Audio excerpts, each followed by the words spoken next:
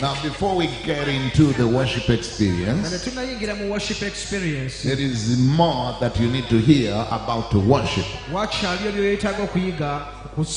First of all, it is important for you and me to understand and also to remember the reason as to why we were created. One of the main reasons why we were created is to worship. Somebody say worship. Created to worship. Tell your neighbor, I was created to worship. I was created to worship. Now we may need to know what worship is all about. We may need to know what worship is all about. Worship is done in so many different ways and dimensions. Worship is done in so many different approaches. Worship is not only to speak some good words to God. Worship is not only to sing some good slow beat music.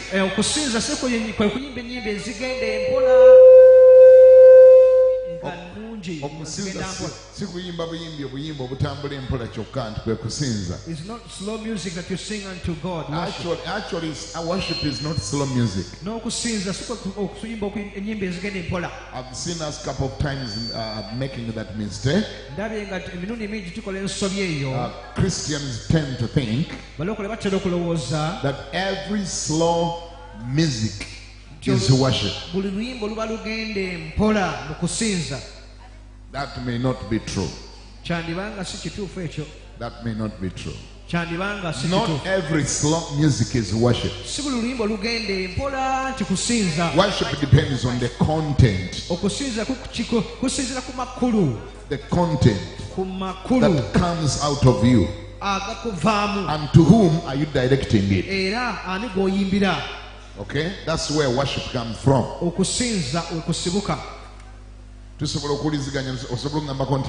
Can you say amen? Not every slow music is worship. There are so many slow music that doesn't have any content of worship. The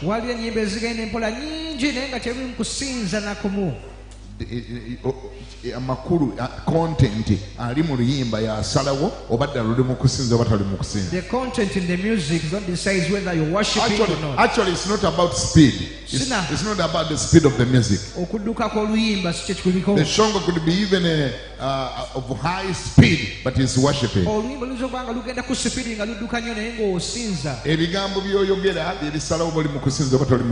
The words you speak determine whether you're worshiping or not. Amen. Amen. When I first got born again, we had a song where we would be encouraged to hold hands with the neighbors, and the song used to go Katonda kwagala nange kwagala kinabanga bwekityo Katonda kwagala. Okay? Is that slow music? Lugenda mpola luyimba. Lugenda mpola? Have I already worshipped God? Badde nsinza. Nsinza Mukama? I did not worship. Then I remember we had another song. Lava Satan yakaba. Lava Satan yakaba. Lava Satan yanize.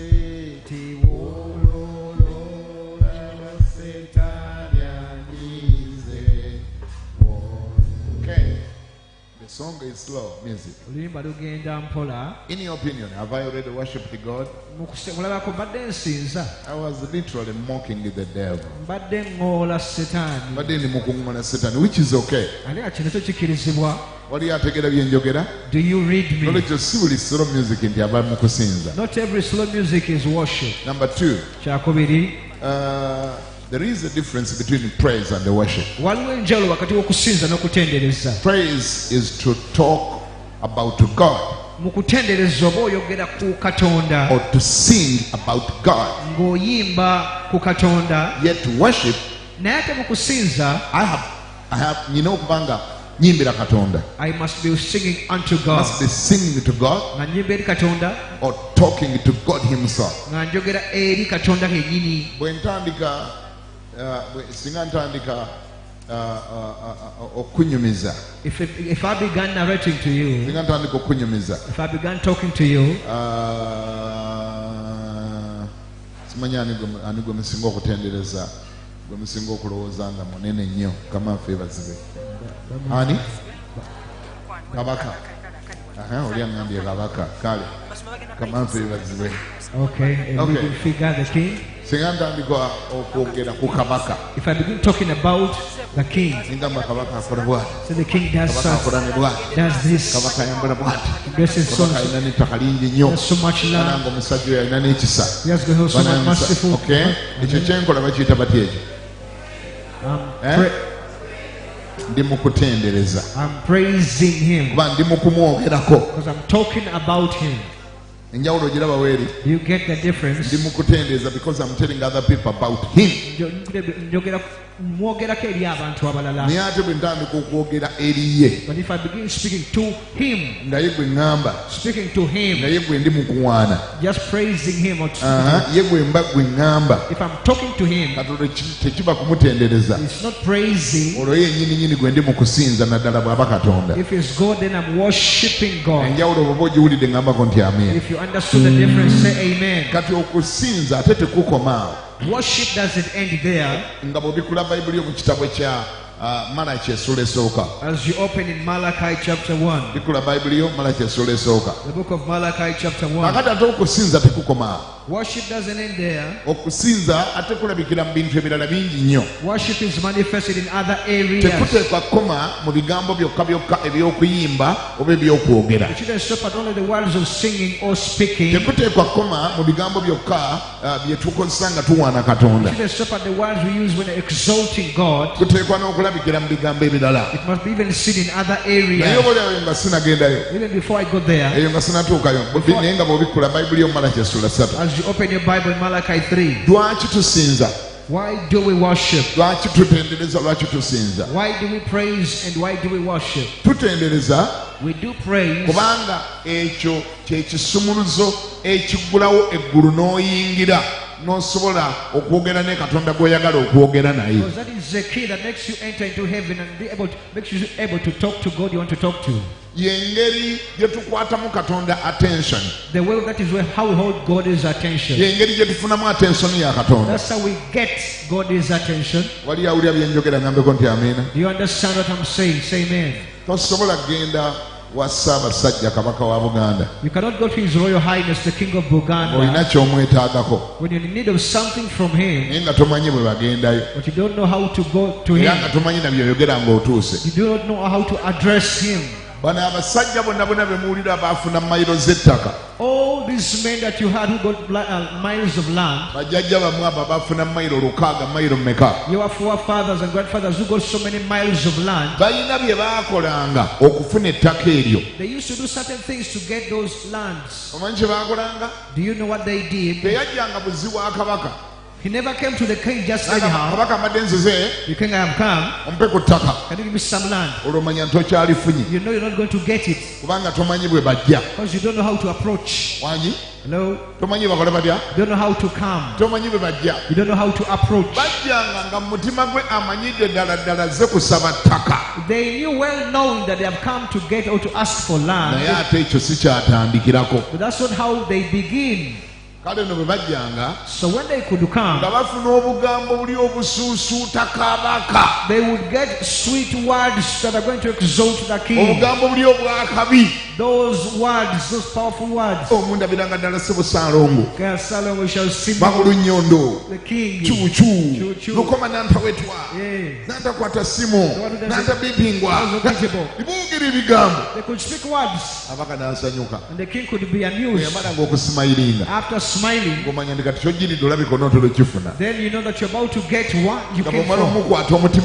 After capturing his attention, getting his attention, then you're free to say what you want. But long live, O king. This land that you have in Chagwe, why don't you give it to your servant? Because the king is already happy. He said, take. Not even knowing the size of what is given you. Go and sort yourself to know the extent of your land. We see the same arrangement even in the Bible. Do you remember a woman called Esther? You remember a woman called Esther? In the Bible? She had a huge problem. His people, her people, the Jews, and his uncle, the Mordecai, were going to be killed in the next few days. And the only person that would stop that was the king. The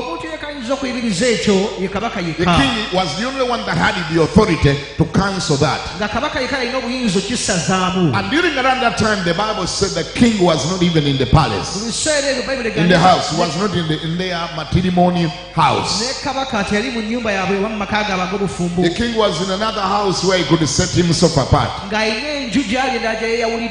Mordecai approached Esther and said, we're going to be killed unless you do something about that. Because a man called Haman purchased us all. And he has got a document, a sale agreement, that we are all sold to him, and we are going to die in his sorota.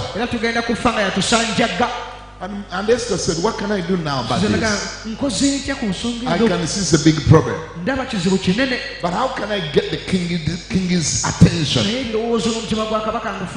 Long story short, Esther approached where the king was and realized there was a need to first get his attention. Yes, the need was great. She had a great need, but she never dared to present that need to the king. She knew that I need to first organize his mind. I need to get his attention. You know, the Bible says, the Bible says that you pray and you don't receive because you pray amiss.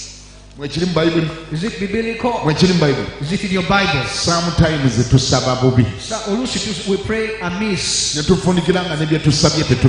We end up not getting what we want. Because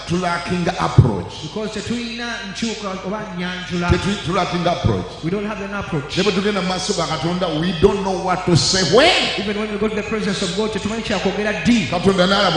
and God sees a madman. Because you went to your big, huge problem. As you lift up and say, Lord, Lord, my rent is used. My school fees go to this sickness, Lord. God said, look at this one. Tell your neighbor a lunatic. And God sees a lunatic person.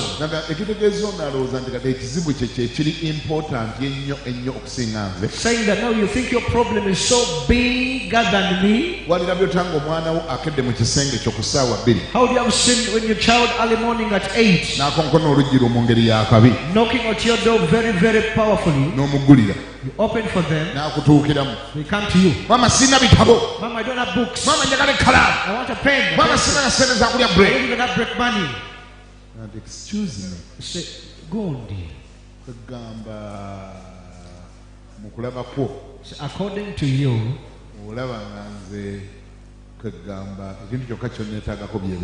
you think the only thing you want from me are your books? So it means if it wasn't for the books, you were not coming. So I'm not worth a greeting. The only thing you need from me are the books, the needs. Wouldn't you have felt so? Your child never says, how are you? Good morning, mommy. How was your night, daddy? They just come and approach you with their problems. How do you feel as a parent? Do you know that God feels the same way the many times we go to Him with our problems? God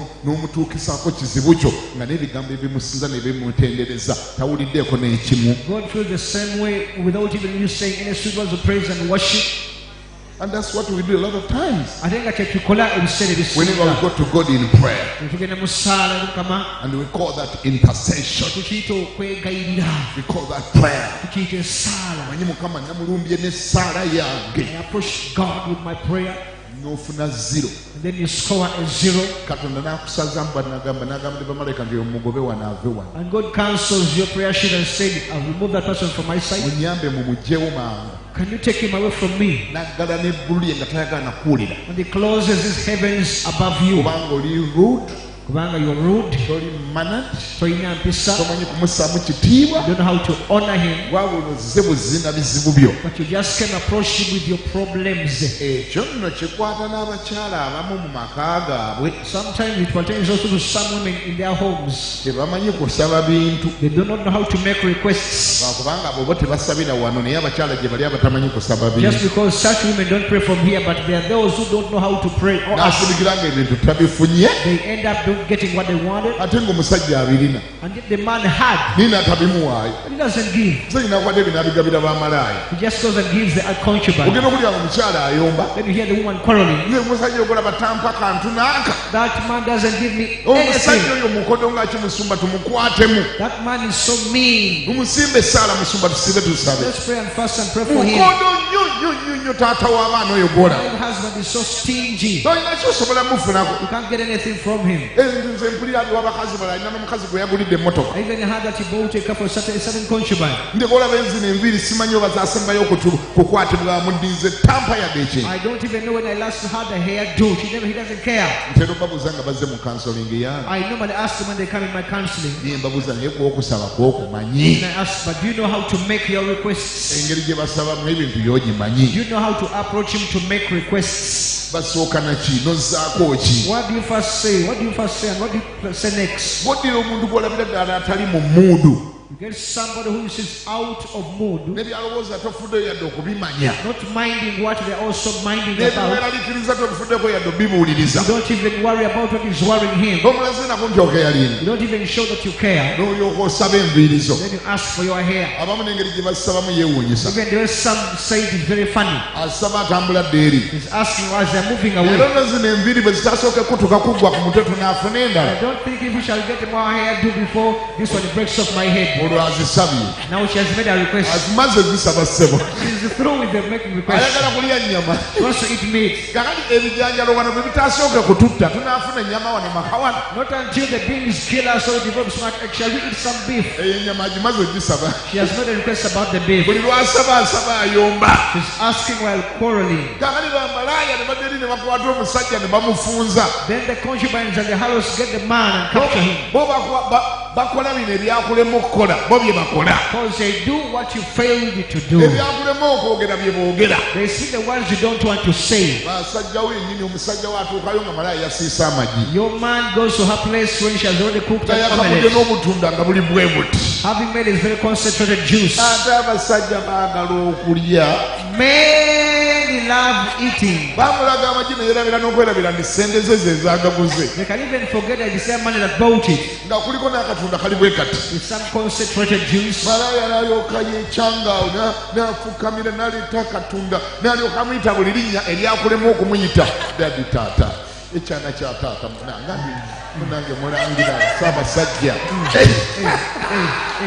Then the concubine names your husband so many sweet names that you failed to call your husband my honey, my king, my honey, my oxygen, my love, my prince, my king, my sabasajja. malaya n'aloga kulyako ssente zonna ezaalizeewo zonna malaya n'aziriira eri kuba olw'obugambo obutono ennyo bwe butyo bw'obwakulema okuyita bbaawo. Because then the concubine ends up taking all the money from your husband because of the small words you cannot speak to your man. Era nakati mbyogera eri mu mutima oyomba. I'm speaking but you're quarreling at heart. Ogamba kiyita nti agomanyi bwe kyanyiizanyiiza eddala. How can I speak those words? That man offended and angered me. Kyanyiizanyiiza dda kyazaala omwana ebweru ekisiru ekyo nga mbimuyita nti omusiru oyo. You got a child out of wedlock. How can I call him sweet names? Kati awo salawo munnange gwejjodda. Then you make a choice. Just choose where. Salawo. Nonya gye kiggwera. Choose where it's going to end from. Ambulireyo mutangamba nti amiina. Say amen. Esther. Nanga ndio musajja bwe mba naamugyamu kyenjagala. So if I'm going to get what I want from the king, n'okunoonya byensoosaawo. I must find the first thing to put across. Kabaka bwe yalaba nga Esther zaze. When the king saw Esther approaching, Esther ate kiki? Say, Esther, what is it? Nga mbadde sikusuubira eno. I wasn't expecting you. Waliwo obuzibu obw'amaanyi. Any problem? Obuzibu bwaliwo. The problem was there. Naye Esther yamanya nti bwe mbutuukirako nnyinza okkuba ebbanga. But Esther knew that if I begin with the problem, I might hit a miss. Alabika yaddayo ku eryo nnono egamba musaba ne mutaweebwa kubanga musaba bubi. She must have known the principle that says that you pray without and you don't receive because you pray amiss. Esther naga nti waliwo kye nkusaba. Esther said, fine, there is a problem. Kabaka nagamba kiki ekyo? The king said, what is it? I was requesting you to come and attend and eat and feast with me. I was requesting you to come and let's eat together. The king said, food?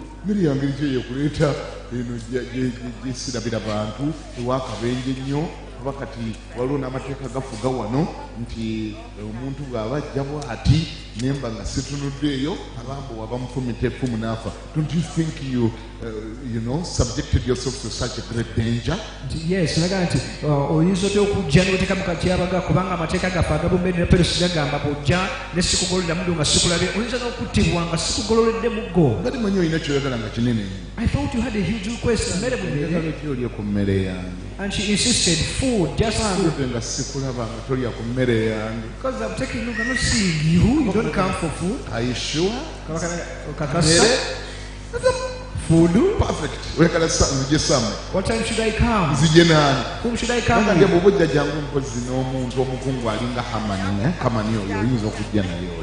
So you can come with a noble man, any one of your nobles, come with Haman.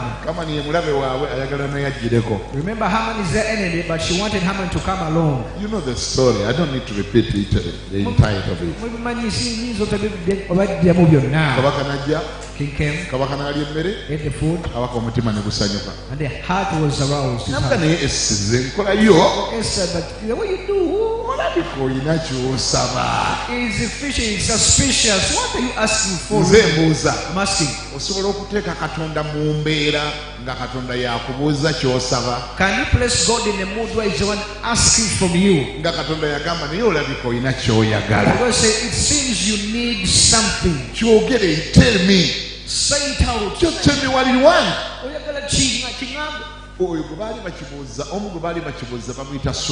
One of the people they will ask that question is Solomon. He did an act of utter worship to God, and God was bamboozled.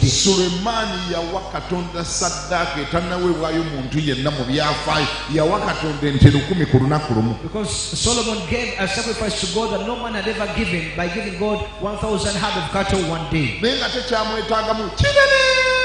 yet what he wanted from God was so huge. He wanted all the riches of this world and all the power of this world. He wanted to influence and advise all the kings of the earth. You hear 1,000 head of cattle, you think there's so many, but that was what was calculated. But he put God in a mood where it was God asking, what do you want? God came even at night. He said by Solomon, what do you want?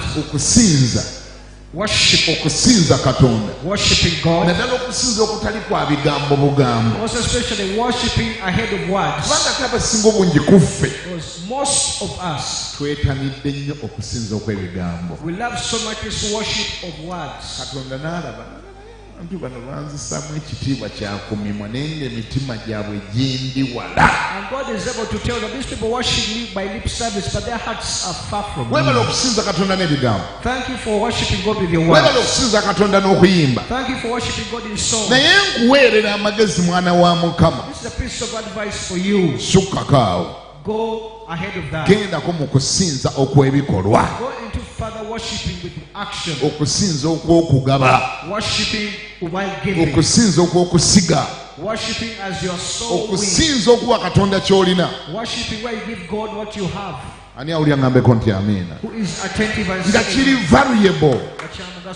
Nga ne Katonda alaba w'okijje. When God sees where you've gotten it, n'okusiiwa wakusiiwa. that place is itchy. Nga ne Katonda alaba w'okijje. God is able to tell n'omutima gugugumuka. that your heart is being touched. Okusinza okw'ebikolwa. Worshiping with action. Basebe okusinza tekuli mu kuyimba buyimbi kwokka. Ladies and gentlemen, worshiping is not only singing. Okusinza tekuli mu kwogera bwogezi kyokka. It's not only listening words. Okusinza kusukkakaawo ne kugenda mu bikolwa. Worship goes ahead of that into action. Ani awulira ngambeko nti amiina. Say amen.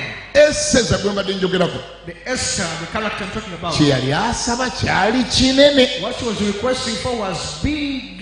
Naye yasooka kukwata akasente ke ak'ekikazi. But she first got hold of her womanly money. Gamba neiba nti akasente k'ekikazi. Kale akasente k'ekikazi. Oba ekyo ekikazi kibeera wa? Kira gye kibeera eyo. Ekikazi ekyo oba kibeera wa tewali amanyi. Eseza yakwata akasente k'ekikazi n'akategeka mu ddina. Esther got of her womanly money and prepared the dinner from it. N'ateekako buli kyakulya kyonna. And she put every nice thing on the menu. N'ategeka buffet. And she prepared a buffet. Naye nga ye kyabaza akimanyi. But she knew what was pointing Era nga out. ne kyasabira akimanyi kinene okusinga kino kyali mu kuwaayo. She knew that what she was asking was bigger than what she was giving. Bannange bw'oba onookwata ekyennyanja. If you're going to get a fish, toteekayo ddobo kkalu. you don't put an empty hook. Ku ddobo bateekako ekintu. You put a bait on the hook. Eddobo ekyennyanja ne kirengera ky'otadde ku ddobo. And the fish is able to see the bait on the hook. N'olyoka okikwata. And then you're able to capture it. Naye abamu ku ffe ne bwe tugenda mu nnyanja oyagala kusuulayo ddobo kkalu kuba toyagala kufiirwa. Oga nti sha ate nteekeko kaamukene kange ate nga neemukane mbadde nnyina okukalya ate nteekeko enkejje yange ate nga nedda kansuuleyo eddobo kkalu kijja ddira abamu bwe muto bwe mweyisiza ddala kyoyagala okukwata era kyoyagala okukwata naye eddobo tekuli kiriko eddobo kkalu. Some of us, when you go to the sea, you don't want to put a bait on the hook. You say, I want to get a fish, but I don't want to put the bait. Some of us, that is how we act. Eseza naga nti aa Esther says, no kino way. ekyennyanja bwe bannakikwata ku ddobo nnyina okuteekako ddina. If I'm going to capture this fish, I must put a dinner on this bait. Nnyina okuteekako ddina. I must put a dinner. N'akwata mu nsawo ye y'ekikazi. She reached into the pocket, her woman's pocket. Kyendowooza abaamulaba naga nti oba abala kiki ekyo. Whoever saw her said, what is she up to? Naye kye yali abala kyali kinene. But she knew what she was up to. Kyali kizingiramu okutaasa obulamu bwabwe. It was including taking Obulamu the bw'eggwanga lye. lives of her Naye nation. omanyi ebyaggwera. But do you know how it ended? Omanyi ebyaggwera. Do you know the end of the story? Byaggwanga kojjaawe Mulodokaayi abadde agenda okufa. Kati ate ye katikkiro w'eggwanga eryo. It ended up by Mordecai, who was scheduled to die, being the prime minister of that nation. Nze mbuuza. Now I'm asking, ensigo eya ddina ye yakola oba teyakola? did her seed for the dinner, did it work or didn't it? Eseza yakola loosi teyakola loosi? Did Esther make a loss or no? Yakola loosi? Did she make a loss? Teyakola loosi. Ddina ye. Her dinner, Ddina ye her dinner yabala ebibala. resulted into fruits. Kuba yamanya engeri gye bajja eri kabaka. She knew how to approach the king. Kama nfe ebazibwe. Hallelujah. Sibawulira Buluganda Mukama ebazibwe. I can't hear you. Hallelujah. Ebyo byawandiikibwa bituyigirize Those things were written to teach us engeri gye bajja eri Katonda bw'oba onojja. the way to approach God if you're to come to God. Bangi ku ffe enzijja yaffe eri so puwa mu maaso ga Katonda. Our approaching God is so poor. Mujjukire ndi Katonda akebera mitima. Remember, God is an expert at checking the hearts. Era Katonda ayagala mitima. And God loves the intentions of the heart. Ebigambo byaffe bitwogera ayagala okukakasa oba ddala biva mu ntobo ya mutima. He wants to ensure that whether our words are coming from the bottom of our Katonda hearts. ayagala okulaba oba ddala obulamu bwo bwonna bumusinza. He wants to really tell whether all your heart, your life, you worship Him. Kambulireyo omuntu agamba nti amiina. Give me an amen. Katonda ayagala okulaba nga ozze gy'ali nga ddala tozze namu wadde kale situganya olina ebyetaago naye ate tokiraga nnyo nti kyekikuleese jangu gy'ali ng'ekikuleese kumusinza. Even if you have so many problems and needs, but don't show it as if it's the main cause. Go to Him as you show that you're going to worship Him. Ngambye I say, kituufu olina by'oyagala. it is true you have some problems. Kituufu olina by'osabira. You have some prayer items. Naye tobikulembeza nnyo. But don't prioritize them. Leka bireme kuba nti buli lwojja bye bikuleese. Don't let them be the cause why you are before the Lord. Bayibuli ege musaba ne mutaweebwa. The Bible says you pray and you don't receive Kubanga mubisaba bubi. because you pray wrongly. Bannange omuntu ne bw'aba mugagga nga yasembayo obugagga mu nsi yonna. However rich a person is, even though they are the richest on the earth, Ng'omulinako relationship. and you're related to them, Oba kojjaawo, whether your uncle, oba mukwano gwo, whether your friends, omulinako access. and you have an access, Naye nga tolina approach. but you don't have an approach, Ofunikira tolina ky'omuggyeko. you end up without getting a thing from Si them. bwe kiba? Isn't it so? Si bwe kiba? Isn't it so? Oli asobola okugoba nga ne sente alina container namba n'agamba gwe genda nviira. Somebody can even chase you even if they have a container full of money. Oba n'okuba essimu n'agaana ogikwata. You can call them and they refuse to pick your call, Ng'akulaba engeri yo saying that your ways are not clear. buli lw'okuba essimu oba oyagala ssente ze. Whenever you call them, you're up to the money. Tolina lw'okuba ng'okubye mubuuzaako. You never call them to say hello. Buli message gy'afuna okuva gy'oli eba esabiriza. Every message from you is begging. Tolina lwe wali omukyalidde ng'ekikuleese gw'oleese. There is no time you've ever visited when it is you who is Wabula calling. buli Stuff. lwakulaba ozze kusaba. Whenever they see you, you've come to beg. Naggalawo wano. Then they close their heart. Ate omuntu kasitaggalawo wano. When somebody closes their heart Kyeŋŋamba nga tolina mutima gwe. and you don't have their heart, Mutima gwe nga togulina mu ngalo zo. and you don't have their heart in their heart, Forget. wait a Ne minute. bwali ba Bill Gates. Even if they're Billy Gates, Ne bagamba nti ssente z'alina azipanga mu kizimbe ekyo ekyenkana nga kyaki tamanyi yazikolamu emmesezi ezizirya asobola ozikumma. even if they have a tall building full of money and it's the right seat in that money, he can deny or refuse you Kubanga tolina mutima gwe. because you don't have their heart. Wali awulira bye njogera? Are we together? Tolina ki? What don't you have? Bulijjo ntera okugamba abakyala bakwano bange I normally tell my friends, the women, abantuukirira ku nsonga z'obufumbo bwabwe obutabuseemu Katonda. those who normally approach me because of the issues in their marriages, Naddala abo abeemulugunya nti ne musumba omusajja ngenda mukola ntya nga mukodo nnyo. especially say, Pastor, how am I going to handle the husband? He's so mean. Tumusabire musumba. Let's pray for him. Tumenye omwoyo gw'obukodo. And to break the spirit of stinginess. Ne mugamba nkubuulire I said, you know what? nga tetunnamenya mwoyo gwa bukodo. Before you break the spirit of stinginess, Tusabe Mukama Katonda akuwe omutima gwe. let's pray to God. Let God give you his heart. Ky'otayina gwe mutima gwe. What you don't have is you don't have his heart. Bw'oba osaba ng'osiiba ky'oba osiibira gani Mukama mpa omutima gw'omusajja oyo. When you're praying and fasting, I'm advising you, ask for that person's heart. Wandibanga olina musajja naye ng'omutima gw'omusajja togulina. You may be having the man there, but you don't have his heart with you. Kaakati ate ng'ebyobugagga bw'omuntu, And yet the treasures of any man, ebyobugagga by'omuntu byonna treasures and the riches of any man biterekebwa wano mu mutima. are stored up in the heart. Guyinza okulowooza nti sente ziri mu banka gy'azitereka. You might think that the money is in the account. Mu banka alinayo evidence of the money. In the bank, he's only having the proof of the money. In the bank there is only evidence of his money. Mu bank ayinayo bukakafu bwa ssente z'alina. But the real wealth Naye z'eddala is here. zibeera mu mutima. Ebyapa byonna byolaba gw'obiraba wali mu kadulo wano ebiri wano. You see the line titles in the drawer, but they're in their heart. Biri ebipapula byolaba is just evidence of what he has. The other literature paper is just bukakafu bwe by'alina. Bayibuli ega nti obugagga bw'omuntu we bubeera n'omutima gwe we gubeera. The Bible teaches that where man treasures are, that is where their heart is as well. Era atambula nabyo. And they walk with them. Kabaka atambula n'obuyinza bwe. The king moves with his authority. Era abaganda bagamba w'omusanga aba n'obuyinza bwe. The king says whenever you find him, he has his authority and power. President buli wakusanga asobola okuweerawo bwa genero. The president, whenever he finds you, he can give you a rank of a general. Ne bw'aba afuluma kuva mu toilet. Even if he's coming from the toilet, You can't say, but you've not sat in your chair. Wherever you are, he finds you, can appoint you. He can even demote you as well. He moves with his power. That is how the king is. They move with the authority. Even if he finds you on the way, he can say, I've given you land. And you say, now where is the land? Does it have in the car? It is in the heart. Just evidence of what he has. The land titles are evidence of that is how riches are. You find yourself and said, I've given $1,000,000 shillings. Just thank him.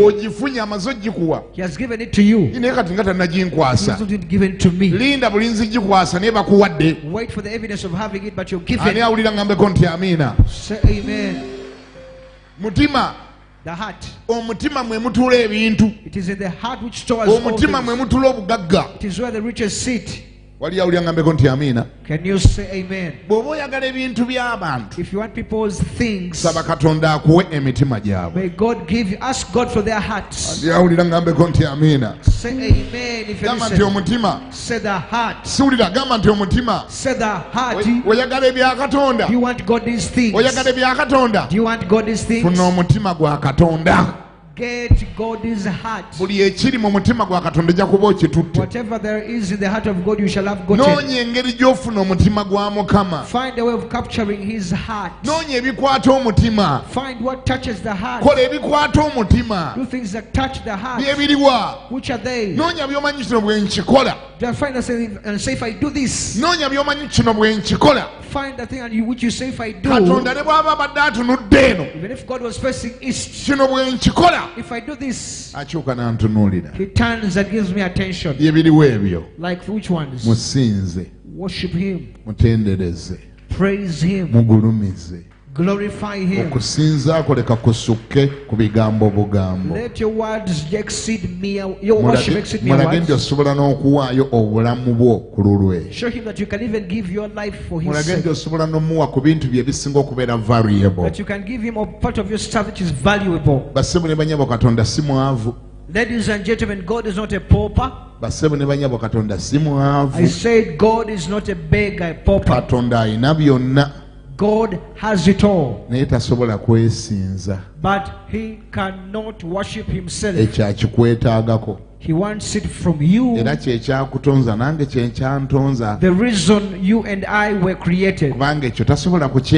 Because he cannot do that to himself. Do exactly what he can't do to himself and do it. Because he needs it. The Bible comes to the extent of saying that he seeks for those who are to worship him. I told the people on Friday night that there are two people in church. Two types of people. And there are two people that goes to God. Two people. Find where your level. There are those that have devoted themselves in prayer. Indulged themselves in prayer. For them they are in prayer. And there are those that are worshiping God. Those two things can as well approach God. We use the two to approach God. But let me tell you something. Those that are praying, they are the one that seeks God. When you indulge yourself in prayer, you are the one that is seeking. Seeking. Praying is seeking God. But worshiping is when you put yourself in a position to be sought by God. Because according to the scriptures, God is seeking those that are worshiping. Why? That's what the Bible says. Worship is on demand. okusinza kwatunzi. Because the worship is in scarce. Kubanga okusinza kwakekwa. God is looking for worshippers. Katonda awamanta basinza. Because the majority of people that goes to him, kubanga basinga obungi abamutuukirira, they go to him through prayer. bagenda gyali okuyita mu kusaba. They come with needs. bajja na byetaago. And those are the majority. be basinga obungi. Not only the majority, but they are so huge. si be bungi wokka. Group y'abasaba nene nnyo. The group of those who are praying is so big. I'm just I'm normally skeptical to say that the market is low. Ninga agamba nti tebalina katale. Akatale si kanene. Akatale si kanene. Bw'ogeraageranya akatale k'abasinza. If you compare the market for those who are worshiping, abasinza batono. Those who are worshiping are less. Enkuyanja y'abantu Katonda b'asinga okulaba babeera bazze kusaba. The great majority of people who approach God have come for prayer. Era beeyita n'erinnya nti bo basabi. They even call themselves intercessors. Katonda okuba bangi. Because there are many. Katonda naye amaaso atera gateeka nnyo eno ewali abatono kuba eno ebbula ly'amaanyi abasinza tabalaba. God normally looks for those who are worshiping because they are scarce. Njagala kuwa amagezi.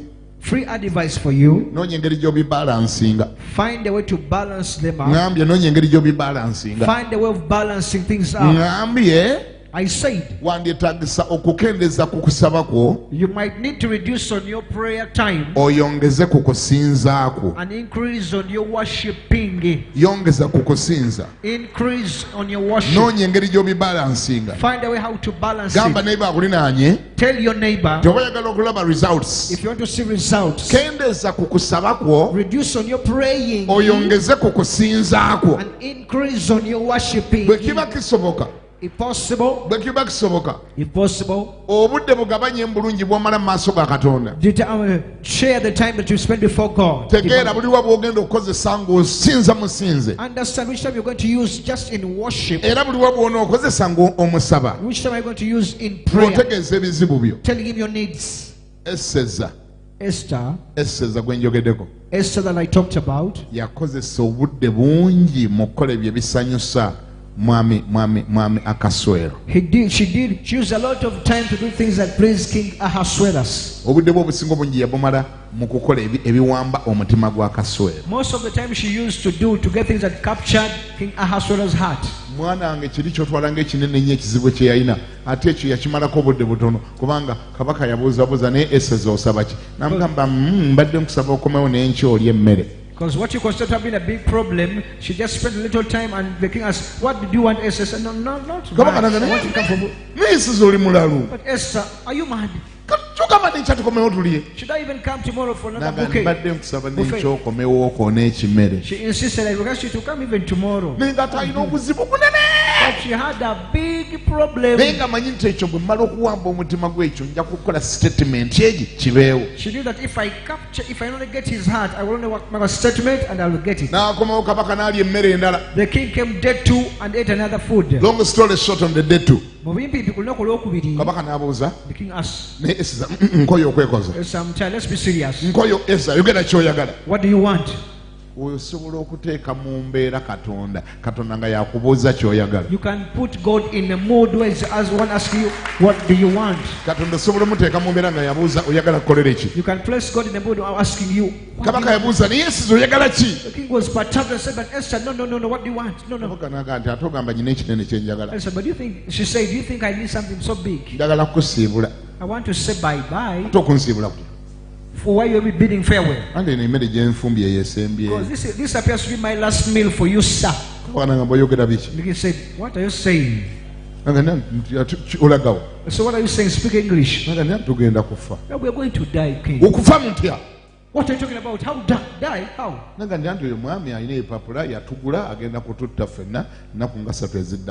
that gentleman you're sitting with is about all of us. He's going to kill us 3 days to come. You know the long story. You know what happened next. She used very little time to present her petition.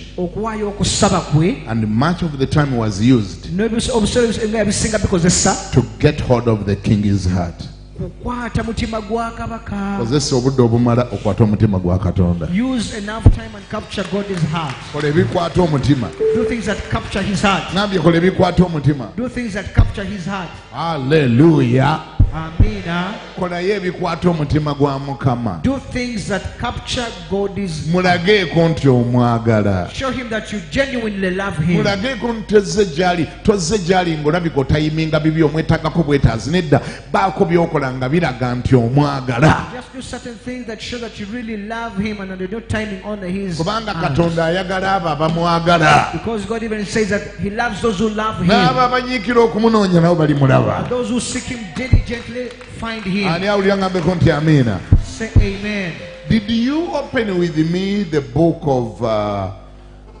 of Malachi? Is it true? Malachi, you did? You did? Oh my goodness. Malachi 1:6. Malachi 1:6. Can we get the scripture on the screen, please? Is it possible?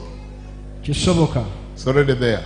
Yeah. It says, a son honors his father, and a servant honors his master. If then I am the father, where is my honor? Asks the Lord. Mukama yali mukubuuza si Kiganda. It is the Lord asking, not Kiganda. Mukama ali mukubuuza. The Lord is asking. A son honors his father, and a slave, a servant honors his master. If you people, you call me a father, where is my honor? Now one may be wondering, where is this heading to now? Why would God ask such questions? What does he want to tell us? Where is the concern? Give me the scripture again, sir. Give me the scripture. And says the Lord of hosts. Let me repeat a little bit. Where is my honor? Where is my honor? And if I am a master, where is my reverence? Says the Lord of hosts to you, priests who despise my name. Now one may say, what is the trouble that had befallen? What has brought this contention? What had gone wrong? What wasn't right? And he says, where is my fear? Says the Lord of hosts unto you, all priests that despise my name. And you say, wherein have we despised thy name? How did we despise your name? Even the priests are also there flabbergasted like you are. We worship God every day. What is it we haven't done? We attend night prayer. And even we also give. What is it we haven't done? These ones are also confused like you are. Listen, verse 9. You see where the concern was. Verse 7. Verse 7. Do I? Okay. You offer polluted bread upon mine altar. And you say, wherein have we polluted thee? Okay. In that you say that the table of the Lord is contemptible. Look at verse 8. And if you offer the blind for sacrifice, it is not evil. And if you offer the lame and the sick on my altar, is it not evil? Offer it now unto thine governor. Will he be pleased with thee? Or accept thy person? Says the Lord of hosts. Oh, tell your neighbor today is a D-Day. Now, according to verse 7, it is not that these people were not giving, because God has started with the word offer. You offer.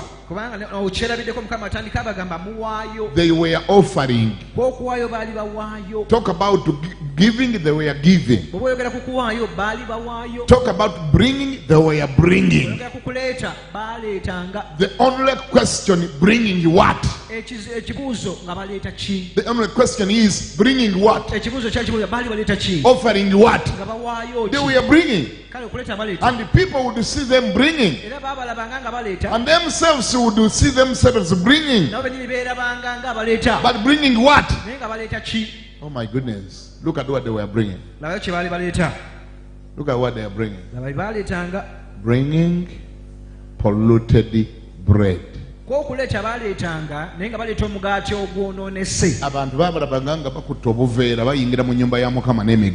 could see them come in the house of God with bags of bread.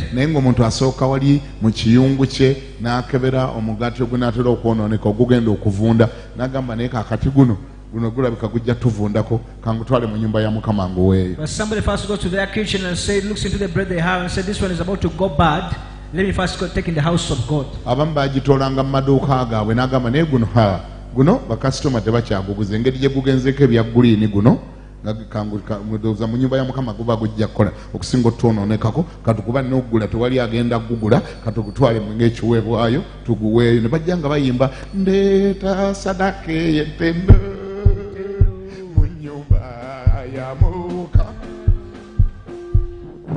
Others could bring polluted bread from their stock, saying, no customers are going to buy it, nobody is going to buy it, let me just take it in the house of God, and they could take it singing. But they are bringing the balance, the one which are polluted, the one which has got bad, the one which is not nice, valueless. It's what they brought unto God, the maker of heaven and earth. When they tell them to bring a goat, someone would pick the one which is blind. Say, who is going to buy this blind one? If I take it to the market, won't they jeer me? Let's give this one. Let's give it to God. When they are pulling the rope, the people on the village could say she's a giver. But somebody could know that I've given this one because it is blind. God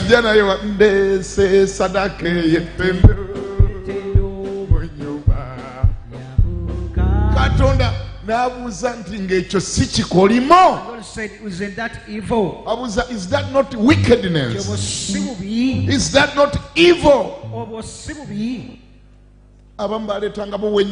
Others could bring lame and limping animals. Could look around the flock and say, this one fell into the ditch and broke its leg. Who is going to buy this one? They are going to give me less money. So let us give it in the house of God. They don't care. Because in the house of God, they just know it's just being given to them.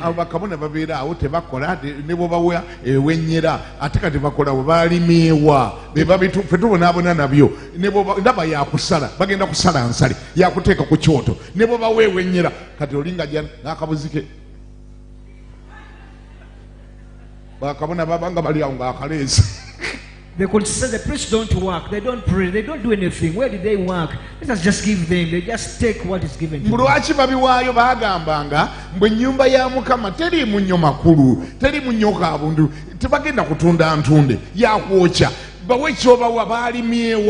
They could say the house of God is contemptible. Where did they work? They're just going to slaughter. What you take is what they take. These days they don't bring sheep and goats. But they come with their sheep and goats in their pockets. Somebody checks their pocket and says, 50,000, how? 20,000 is too much. The economy is worse. 10,000 is much. So I had my balance. I had my balance here. The 1,000 is there, yes. It is there. The kolunkalu is there.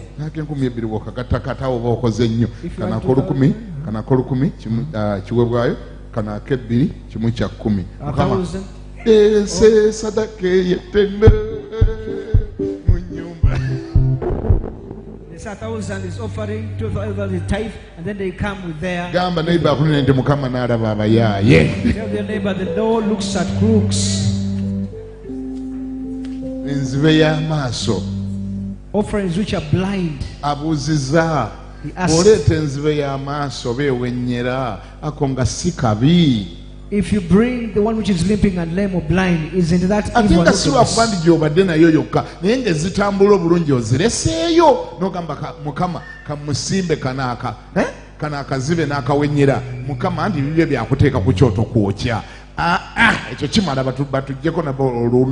When you say, after all, what I'm giving is just going to be slaughtered and sacrificed and burned.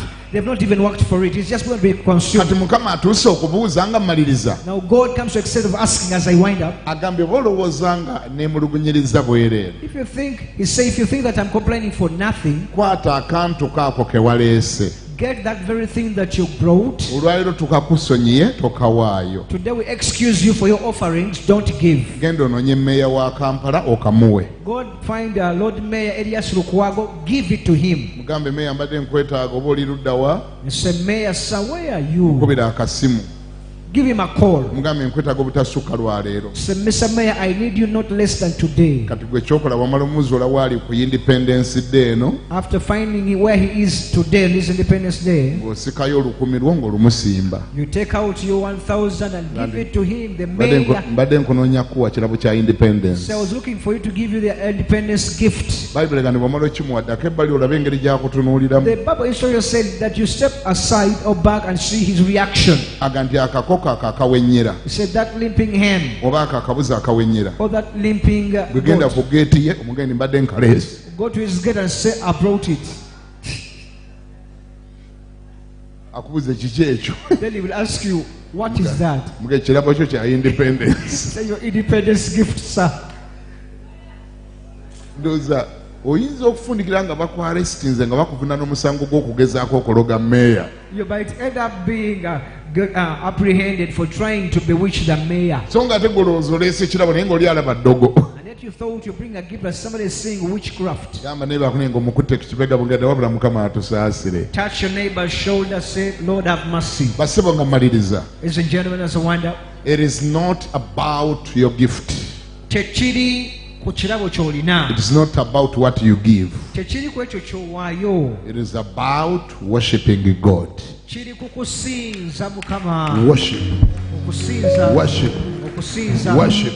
Okusinza. Worship. Okusinza. At all times. Biseera byonna. Ensure kakasanga that your gift, kyekirabo kyo, your giving, kuwaayo okwo, worships God. Kakasanga nti okuwaayo okwo kusinziza Mukama. Let it carry honor. Leka kisitulenga ekitiibwa. Let it carry glory. Kibeerengako ekitiibwa. Let your worship alone speak honor to God. Okusinza kwokka kwogera okusinza eri Mukama no. Ladies and gentlemen, abaami n'abakyala, I told you some time back that gifts speak. Nti ebirabo bino bivaamu amaloboozi. Gifts speak. Ebirabo bye tuwaayo bino byogera.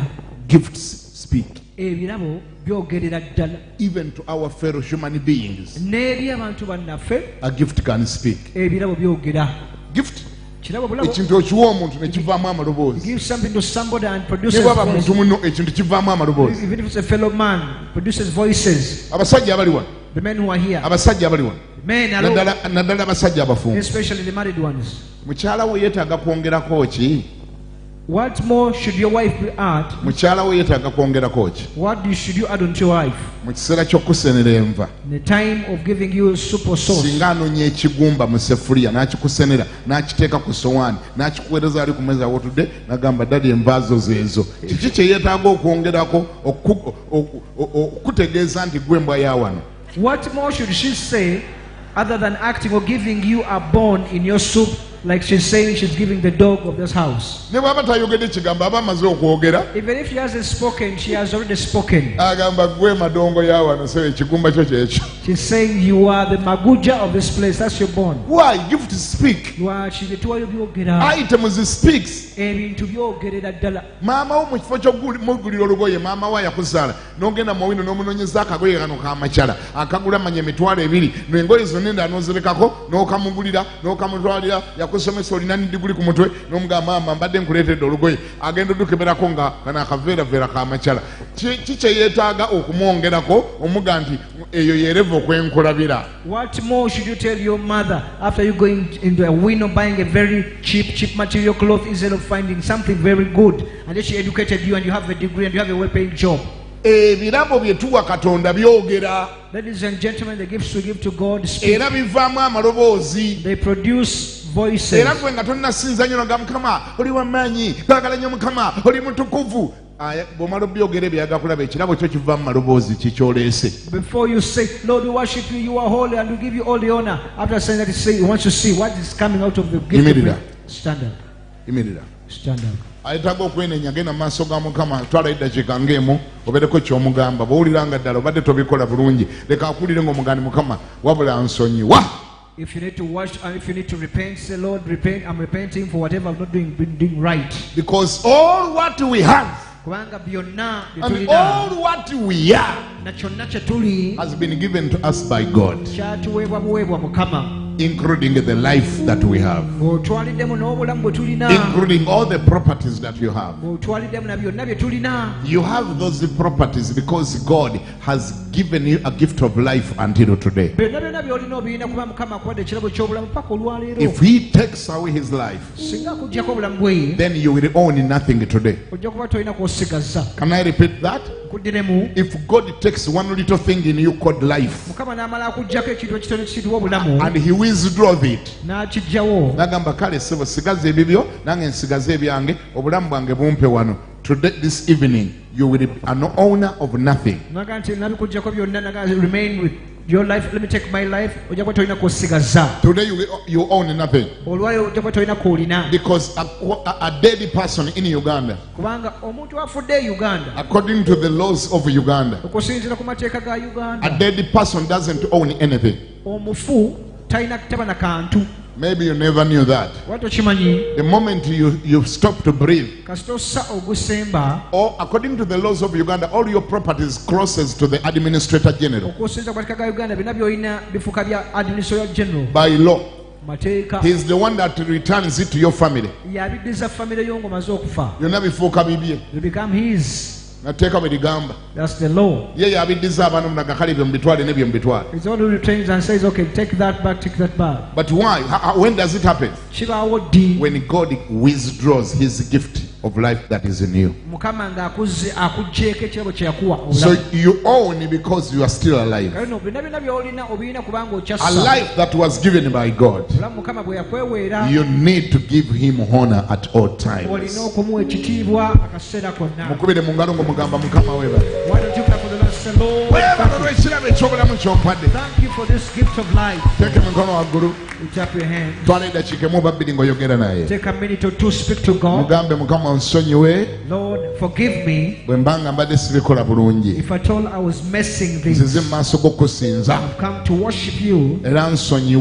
Forgive me kubanga mbadde sikusinza because I was not worshiping you, naddala mu kuwaayo kwange especially in my giving. onsaasira onsonyiwe Forgive me, O ku Lord. lunaku luno olw'okusinza This worship day, ngenda kutandika okuwaayo ebiweebwayo ebituufu I'm going to begin giving the right offerings biwerekerenga ebigambo byange to escort my words, n'ennyimba zange that accompany my songs ez'okusinza of worship. mu linnya erya yesu In Jesus' name, amiina. amen. Osobola okutulako okumala eddakiika ntono. You can take your seat briefly. Get to your tithe now. Katikwate ekimu kye ky'ekkumi. I want to request all of people that brought their tithe, Kansabe bonna abaleese ekimu ky'ekkumi kyabwe. and even those that have made their minds to bring their tithes. N'abo abasazeewo okuleeta ebimu bya kkumi byabwe. After hearing this message, Oluvannyuma lw'okuwulira obubaka buno, run to the front here. mujje wano mu maaso wano. Quickly run to the front. Mwanguweko mujje abalina ekimu ky'ekkumi. Unless you are opening your envelope to amend something there. Okulekanga obikula bbaasa ebiko ky'okyusaamu. That one is allowed to amend your envelope. Osobola okukyusaamu ky'obadde owaddeyo. Make some amendments. Baako okukyusa kw'okola. That is allowed, no problem. Kikkirizibwa ekyo. But if you feel you're ready, Naye gwe awulira nti oli ready, run to the front with your offering. jangu mu maaso nekyowaayo. Glory be to God. Mukama yeebazibwe. Hallelujah. Hallelujah. Amen. Amiina. Quickly. Twanguweko. Hallelujah. Hallelujah. Quickly. Twanguweko. Let's present them before the Lord. Abiteeke mu maaso ga Mukama. Take mukono waggulu. Lift up your hands. Katonda ffe gwayinza be na Mukama. Loving Heavenly Father, Tukuwadde ekitiibwa n'ettendo we extend all the glory and honor olw'ekigambo kye kye tuwulidde. for your word we've heard. Tukwebaza kubanga bw'oyagala obanenya We thank you because you rebuke the ones you ate era love obakangavvula. and you chasten them. Tukwebaza olw'eddoboozi eritunenyeza We thank you for the rebuking voice erize mu makkati gaffe. that came in our midst. Mukama weebale otujjukiza nti watutonda kusinza. Thank you for reminding us why you created Era us to naffe worship. tugenda kusinzanga ennaku zonna. We shall always worship you all that Si mu day. bigambo bugambo mwokka Not merely in words, naye ne mu bikolwa byaffe. even in our actions. Nakati ayi Mukama, We're saying, oh Lord, ekikolwa kyaffe kino eky'okuwa ekimu eky'ekkumi this act of our worshiping, tumanyi nti tetukikola kugaggawaza, we know we're not enriching you, naye kyekimu ku bye tukola okussamu ekitiibwa but one of the things we do to respect you n'okusinza. and to worship you. Kkiriza buli ekimu eky'ekkumi ekireeteddwa mu maaso go. Receive every tithe brought before you, Era Mukama, and Lord, wulira ng'osinziddwa feel worshipped okuyita mu kwayo kwaffe kuno. through our giving. Mu linnya lya Yesu. In Jesus' name, Amiina. amen. Kiteekaawo ku kyoto, You can place it, ku kituuti. place it on the Kama altar. agulumizibwe. Glory to God. Hallelujah. Hallelujah. Glory be to God. Mukama yeebazibwe. May God honor your faithfulness. Mukama assemu ekitiibwa obwesigwa. May the Almighty honor your Mukama faithfulness. assemu ekitiibwa obwesigwa bwo. May the Almighty God honor your Mukama faithfulness. assemu ekitiibwa obwesigwa. May the Lord honor you as well. Naawe akussemu ekitiibwa. And may the Lord honor your faithfulness. Assemu ekitiibwa obwesigwa bwo. May the Lord honor you, Mukama akussemu ekitiibwa naawe. because whatsoever a man sows, Bw'omuntu ky'asiga so he shall reap. kyakungula. Because you have chosen to honor God, Bw'osazeewo okussa Mukama the ekitiibwa, world will honor you. ensi ejja kussamu ekitiibwa. The world will honor you Ensi ejja kussamu ekitiibwa. because you have honored God. Kubanga Mukama omusizzaamu ekitiibwa. Quickly, in the interest of time, N'olw'ebiseera, stand up now and get hold of your offering. tuyimirire n'ebiweebwayo byaffe kati. Get hold of your seed. Kwata ensigo yo. And I would also want to appeal. Njagala n'okusaba. I would also love to appeal Njagala n'okusaba. to all the people who made the pledges Mwenna abaakola obweyamo some time back gye buvuddeko awo. towards the buying of the sound equipment Mu kaweefube w'okugula ebyuma for the National Prayer Day and the Great Evangelical Commission ebigenda okukozesebwa ku National Prayer Day ne mu kaweefube w'okubuulira enjiri that the Lord is sending us into. Mukama gw'atusindikamu. Those who made those pledges, please bring your envelopes here. Mwenna abaakola obweyamo obwo mubuleete wano. Go ahead and bring your envelope. Leeta ebbaasayo. Now. Kikole kati. Run now. Bring your envelope now. Just in case you made a pledge towards the buying of the equipment, run to the front and bring your envelope now. Father, bless every man and every woman that is placing an envelope here. Lord, all this is done in honor of your name. May you accept what your people are doing. And because they have chosen to honor you, Father, I pray that let them be honored in their generation. In Jesus' mighty name. Be honored as well. Ladies and gentlemen, the campaign of purchasing equipment is going on. But because the time is catching up with us, to prepare the National Prayer Day, we have now enhanced the effort. To double in the effort. We have doubled our effort. Remember, our need is not only the sound equipment. We also have a budget for the National Prayer Day. And we are left with only 2 months and a half. I'd like to request you to bear with me, to join us, to embark on the fundraising of the National Prayer Day budget. Thank you for all what you have given in the past towards the purchasing of the equipment. And thank you. I know we are still going on, and I know God will help us along the way. But I don't want us to relax and settle on only the purchasing of the equipment, because we have a task before us, and this is to organize the National Prayer Day. I want all those people that would want to make some pledges towards the organization of the National Prayer Day to come forward and take your envelopes now. We are already mobilizing those funds. If you are there and you're saying that yes, you're saying yes to that,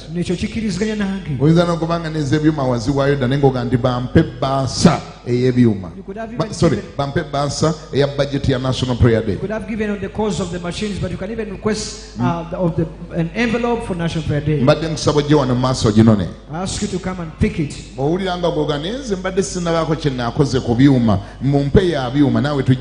you feel you've not yet done anything about the machines and you ask for an envelope for the machines, we shall give it to you.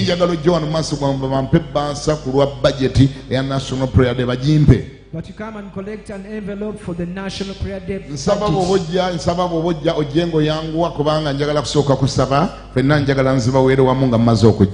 up, because I want to first pray and I give it to you at once. I know many people are having testimonies in their lives because of the National Prayer Day. I know how much God has blessed the people because of the National Prayer Day. Come and let's do it again. Come and be part of what God is doing again. Come and prove that for sure you are kingdom minded and you are called to support the kingdom. Allow yourself to be the pipe connected to heaven, through which the Lord is going to channel all the resources that are needed in his house. Just allow yourself to be that pipe. And the size of your pipe, you are the one to determine it. And I'm sure God is willing to fill and use any size of pipe. The size, you are the one that determines it. Because that's what the Bible teaches. The Bible says the measure with which you measure shall be measured. What you want to become before God is what you shall become. Let's pray. Lord, I bring these envelopes before you. Bless them. buli musajja na buli mukazi agenda ogitwala For every man and woman to take. ne bw'abanga tabadde wakufuna sente mu sizoni eno leka azifune They were not meant to get money this season. bw'oba okikola mu kamera g'oba okinyweza Do it and establish mu it. linnya lya yesu kristo mukama waffe era omulokozi Jesus' mighty name. ekyo olina ogamba nti amiina Just say amen. ebbaasa ze zino These are the envelopes. mukama waffe ebazibwe Praise the Lord. oli wadde mbukumbulira sente meka z'ogenza okuteekamu You can even tell me the amount you're going to put in. mukama waffe ebazibwe Amen. twagalayo miliyoni 2 zokka z'okwokutegeka national prayer We day need 200 million to prepare national prayer bwe day. ngamba bugambi nti nze ngenda kuteekamu emiliyoni Just someone to put in a ngenda million. kuteekamu emitwalo 5 Someone to put in 500. asatu 2 200, 10 100, 5 50. kama nfe bazibwe Hallelujah. siwulidde eddoboozi lyo beti kama nfe bazibwe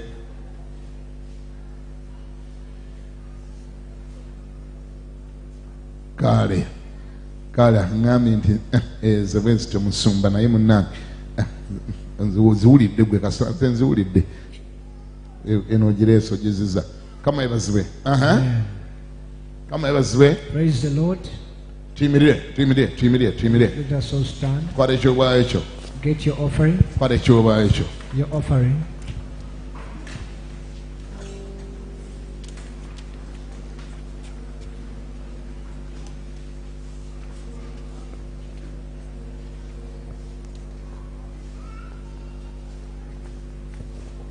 alright kale katusabe Let's pray. katonda gwayinza bena mukama tuze maaso gono okuwaayo Lord, we come before you with our giving. kkiriza ebireeteddwa mu maaso g'omukama olwaleero Receive whatever is brought before you, tubireese mu ngeri ya kusinza which have been brought in a way of worshiping you. era olwo n'abakozi obweyamo mu nnyumba yo There are those who have made pledges in your house. era mu ngeri ya kusinza The same way of worshiping you. nkwegayiridde ayi mukama kkiriza okusinza kwaffe I ask you receive our kkiriza worship, okuwaayo kwaffe our giving. w'omukisa buli musajja na buli mukazi Bless every man and akutte woman ekiweebwayo holding an offering, akutte ensigo holding a akutte seed, ensimbi nga ziwaddeyo ziwagira okusasula ettaka money to support the wali Bible. abawaddeyo ensente mukama nga ziwagira okubeeza kingdom media radio ne tv bisigale ku mpewo There are those who are giving money to support media, to support. w'omukisa buli musajja na buli mukazi So bless everyone. mu linnya lya yesu kristo mukama waffe era omulokozi In Jesus' mighty abantu name. bonna ne baddamu nti amiina And everyone said amen. kama ebazibwe jangu wano mu maaso oleeta ekiweebwayo kyo Come front, here in the front, bring your offering. kama agulumizibwe Hallelujah. pastor osobola otusomera mobile money numbers Yes. abaagala abali eri ku mpewo abali ku tv ne credit abaagala okuwaayo nabo bafuna omukisa oguwaayo Okuwaayo. Abali ku mpewo ne ku TV, bw'ogenda kuwa ekimu kyo eky'ekkumi n'ekiweebwayo, zino ze namba z'osobola okukozesa. Owa MTN kozesa noti 778, kozesa noti 778 12 11 11, oba Airtel noti 759 51 69 64. For your tithe and offering, kindly use 0778 12 11 11 or 0759 51 69 64. I'm going to read the Airtel merchant code that you can use for your tithe and offering and even for the machines. *185*9#. The Airtel code is 1160-313. Put in the amount and follow the prompts. God richly bless you. Abagenda okuwayo sente okuwagira okugula ebyuma mu kaweefube okugula ebyuma, teeka sente zo ku MTN noti 772 53 62 71, oba Airtel noti 7 noti 1 51 69 64, oba Momo Pay, namba ya Momo Pay eno noti 7 noti 52 85 34. For the PA system support, this is the number you may use: 0772 53 62 71, or the Momo Pay number 0770 52 85 34. Then the DFC bank account that you can use, DFC bank account in the names of Christianity Focus, is 014 33 500 167565 in the names of Christianity Focus. Those who are going to use the Airtel merchant code to give in the same effect, *185*9#. The code is 1160-313. Put in the amount and the PIN code, and God shall surely Bless you.